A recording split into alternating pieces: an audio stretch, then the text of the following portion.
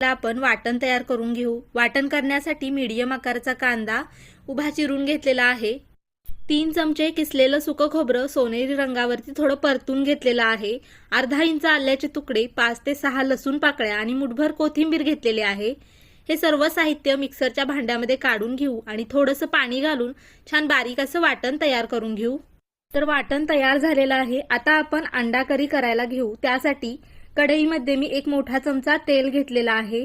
तेल गरम झाल्यानंतर तयार केलेलं वाटण घालू आणि 4 ते 5 मिनिटं वाटण चांगलं तेलामध्ये परतून घेऊ। यामध्ये कच्चा कांदा घातलेला आहे, त्यामुळे वाटण चांगलं परतून घ्यायचं, म्हणजे कच्च्या कांद्याची चव अंडा करीला लागत नाही। तेलामध्ये चांगलं वाटण मी परतून घेतलेलं आहे। आता यामध्ये थोडीशी हळद घालू। 2 चमचे मी घरगुती कांदा लसूण मसाला घातलेला आहे। अर्धा चमचा गरम मसाला, अर्धा चमचा धना पावडर आणि चवीनुसार मीठ घातलेलं आहे। आता हे मसाले आणि लाल तिखट आपण वाटणासोबत थोडं परतून घेऊ। मसाले थोडे परतून घेतल्यानंतर यामध्ये थोडं पाणी घालू आणि हा मसाला चांगला तेल सुटेपर्यंत परतून घ्यायचा आहे, म्हणजे मसाले सुद्धा करपत नाहीत आणि वाटण सुद्धा चांगलं परतलं जातं।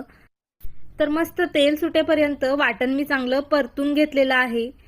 जितकं आपण वाटण चांगलं परतून घेऊ किंवा मसाला परतून घेऊ तेवढीच मस्त अशी चवीला अंडा करी लागते। आता यामध्ये गरम पाणी घालू। जेवढी तुम्हाला ही अंडा करी घट्ट किंवा पातळ हवी आहे त्यानुसार पाण्याचं प्रमाण कमी जास्त करू शकता। मी जास्त घट्टसर आणि जास्त पातळ सुद्धा केलेली नाही। आता अंडा करीला थोडी थोडी अशी उकळी आलेली आहे। यामध्ये उकडलेली अंडी घालू। तर 4 उकडलेली अंडी मी अशा प्रकारे अर्धी अर्धी कट करून घातलेली आहेत अंडा करीमध्ये। तुम्ही हवं तर उकडलेली अंडी कट न करता सुद्धा घालू शकता। आता अंडी घातल्यानंतर आपण थोडं मसाल्यामध्ये मिक्स करून घेऊ आणि गॅस बारीक करून यावरती झाकण ठेवू 4 ते 5 मिनिटांसाठी। आणि ही अंडा करी मसाल्यामध्ये आपण चांगली शिजवून घेऊ, म्हणजे अंड्याची चव अंडा करीमध्ये चांगली